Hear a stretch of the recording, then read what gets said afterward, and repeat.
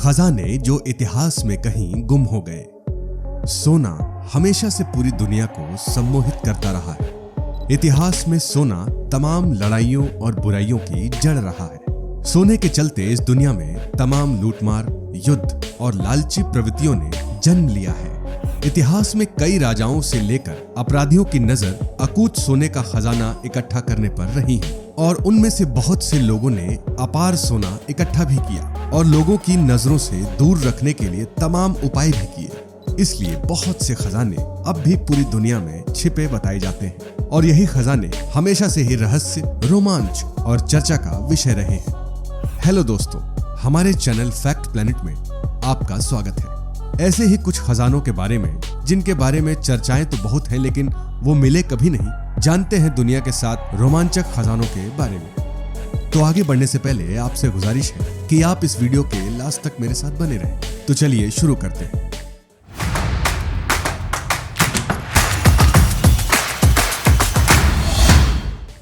ईश्वर का सोने के संदूक का रहस्य। दोस्तों, बाइबल में कहा गया है कि इजराइल में पहले सोने का एक ऐसा संदूक था जो उनके ईश्वर यानी जीसस क्राइस्ट ने उन्हें दिया था। ये 44 इंच लंबा, 26 इंच चौड़ा और 26 इंच ऊंचा था। ये खास अकासिया लकड़ी का बना था और इसके दोनों ओर शुद्ध सोना मढ़ा हुआ था। इतना ही नहीं, इसके पाए और इसे उठाने वाले 2 स्तंभ खालिस सोने के थे जिनकी कारीगरी बेमिसाल थी। संदूक के ऊपर पंख फड़फड़ाती हुई सोने से बनी पंखों वाले 2 देवदूतों की आकृतियां थी, जिसे आज हम एंजल भी कहते हैं। यह संदूक बहुत पवित्र ही नहीं बल्कि अमूल्य भी था। 607 ईसा पूर्व ये जेरूसलम के सोलोमन मंदिर में रखा गया था, लेकिन बाद में बेबीलोन के लोगों ने वहां हमला किया और न केवल इस मंदिर को नष्ट कर दिया बल्कि इस संदूक को भी गायब कर दिया। इजराइल के हिब्रुओं का बेबीलोन के लोगों से जमकर संघर्ष हुआ था। लाखों इजरायली मार डाले गए, बाकी किसी तरह अपनी जान बचाकर भाग निकले। जब करीब 70 साल बाद इजरायली वापस लौटे तो ये बहुमूल्य संदूक गायब था।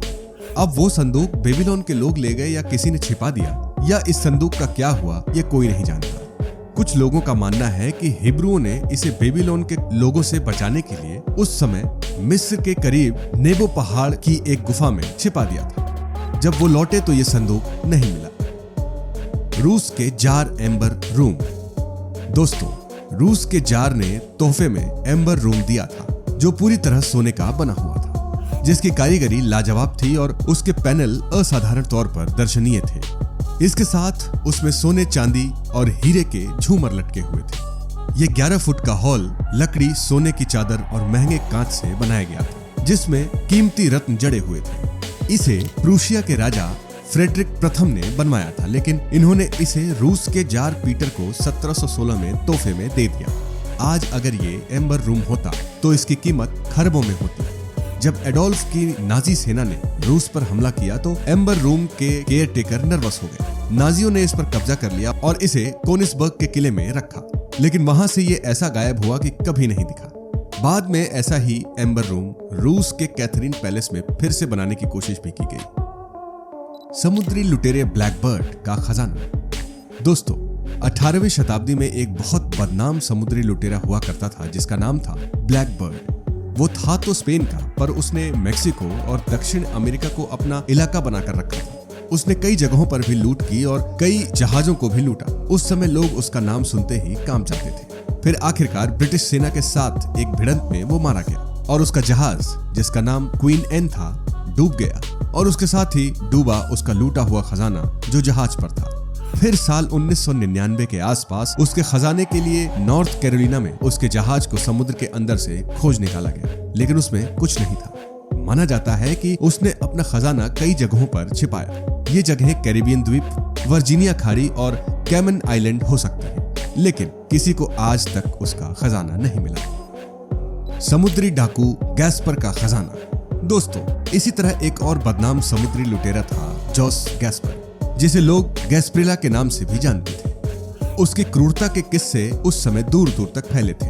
वो था तो स्पेनिश, पर उसने बचपन में स्पेन छोड़ दिया था। बाद में बड़े होने पर फ्लोरिडा के पास बोका ग्रैंड में उसने अपना ठिकाना बनाया, जिसे आजकल गैस्प्रिला आइलैंड के नाम से भी जाना जाता है, और फिर समुद्री जहाजों पर लूटमार करना शुरू कर दिया। साल 1822 के आसपास उसके पास करीब $30 करोड़ की संपत्ति थी। लोगों का मानना है कि उसने अपनी सारी संपत्ति इसी द्वीप गैस्प्रेला आइलैंड में कहीं गाड़ कर छिपा दी थी। इतना ही नहीं, उसके गिरोह के तमाम लोगों ने भी उसकी ही तरह लूट के अपने हिस्से को आइलैंड में जगह जगह छिपा दिया था। बाद में एक अमेरिकी सेना के जंगी जहाज पर हमला करने के चलते गैस्पर फंस गया और उसे आत्महत्या करनी पड़ी। जहाज भी डूब गया और अपने साथ ले गया $1 करोड़ का खजाना जो उसके अंदर था। आज भी लोग इसे चार्लोट हार्बर में ढूंढते हैं। दोस्तों, आपको ये जानकर हैरानी होगी कि फ्लोरिडा वो जगह है जो 17वीं और 18वीं शताब्दियों में अनगिनत समुद्री लुटेरों का गढ़ था और इसलिए इसी के आसपास न जाने कितने लुटेरों ने अपना खजाना छिपाया, जिसमें कुछ मिले और कुछ आज भी अबूझ पहेली बने हुए हैं।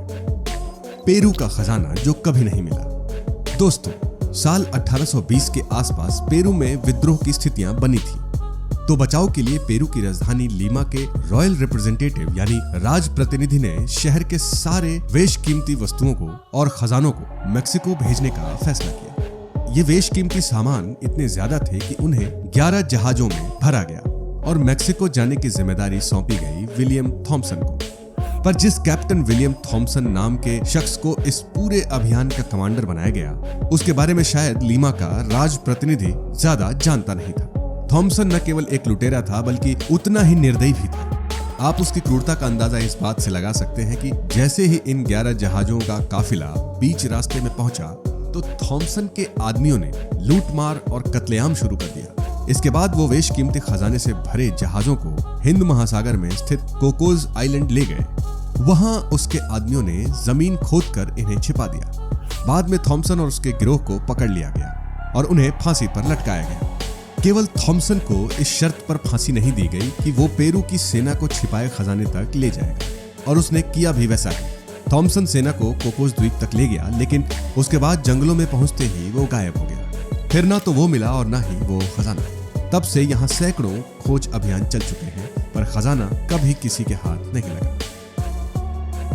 मिस्र के पिरामिडों का खजाना। दोस्तों, मिस्र के पिरामिडों और उनके खजानों को लेकर न जाने आपने कितने तरह के किस्से सुने होंगे। कितनी तो मूवीज भी बन चुकी हैं इस पर, और बने भी क्यों ना। मिस्र और उसके पिरामिड हमेशा से पूरी दुनिया को ललचाते और हैरान करते रहते हैं। साल 1922 में हावर्ड कार्टर नाम के एक खोजकर्ता ने मिस्र की घाटी में तूतनखामेन के पिरामिड को खोज निकाला। जिस कमरे में इस मिस्र के राजा की मम्मी रखी थी, उसके सामने वाले कमरे में खजाने का अंबार लगा हुआ था। खजाने में इतने आभूषण और बेशकीमती सामान थे कि कार्टर उसकी सूची बनाता तो कम से कम 10 साल लग जाते। तभी ये पता चल गया कि इन पिरामिडों में जितने मिस्री राज परिवार के लोगों की मम्मियां रखी हैं, सभी के साथ अलग अलग खजाने भी हैं। पर आपको ये जानकर हैरानी होगी कि 19वीं शताब्दी के आखिर में जब तक इन पिरामिडों में रखे गए अन्य फराओ यानी राजाओं के बारे में पता चला, तब तक उनके चैम्बर्स से खजाने गायब हो चुके थे। कुछ लोग इसे लुटेरों का काम मानते हैं, तो कुछ का मानना है कि ये काम पुजारियों का है, जिन्होंने मिस्र की घाटी में अपने राजाओं को फिर से दफन किया है और उन्हीं के साथ पिरामिड में रखे उनके अकूत खजाने को भी गाड़ दिया है। दोस्तों, आज तक इस खजाने का रहस्यपूर्ण तरीके से गायब होना एक रहस्य ही है। हिटलर ने ऑस्ट्रेलिया में छिपाए अकूत आभूषण। दोस्तों, मशहूर तानाशाह एडोल्फ हिटलर के बारे में तो आप सभी जानते होंगे, पर क्या आप नाजी शासन के नाजी खजाने के बारे में जानते हैं? साल 1946 में अमेरिकी जासूसों को कई ऐसे दस्तावेज मिले थे जिसमें हिटलर के ऑस्ट्रिया में छिपाए गए खजाने का जिक्र किया गया था, और ये खजाना कोई मामूली खजाना नहीं था, बल्कि इसमें खरबों के सोने और करोड़ों के हीरों का जिक्र था। इतना ही नहीं, इसके साथ साथ उसमें बहुत ज्यादा मात्रा में डॉलर और स्विस फ्रैंक भी थे। अंदाजा है कि यह खजाना लगभग 3 खरब 70 अरब डॉलर का था, और यह भी माना जाता है कि इसे ऑस्ट्रेलिया की एल्प्स पहाड़ियों के बीच कहीं किसी गुफा में छिपाया गया था। 1955 के आसपास ब्रिटेन अमेरिका ने मिलकर इस खजाने को ढूंढने के लिए बहुत खोज की, लेकिन ये नहीं मिल सका। दोस्तों, दुनिया भर में हजारों ऐसे खजाने हैं जिनके बारे में ढेरों कहानियां तो प्रचलित हैं, उनके होने की संभावनाएं भी हैं, लेकिन वो आज तक किसी के हाथ नहीं आए। उनकी खोज में जमाने से लोग लगे हुए हैं और शायद लगे भी रहेंगे। हो सकता है कि कुछ खजाने देर सबेर मिल जाएं, लेकिन बहुत से ऐसे होंगे जो किस्सों में ही रह जाएंगे, जिनके रहस्य पर से शायद ही कभी पर्दा उठ पाए। तो दोस्तों आज के लिए बस इतना ही। उम्मीद है आपको इस वीडियो से बहुत सारी नई चीजों के बारे में पता चला होगा। अगर हाँ तो कमेंट करके जरूर बताइए। ऐसे ही इंटरेस्टिंग वीडियोस देखते रहने के लिए हमारे चैनल को लाइक, शेयर और सब्सक्राइब जरूर कीजिए। वीडियो को लास्ट तक देखने के लिए आप सबका बहुत बहुत शुक्रिया।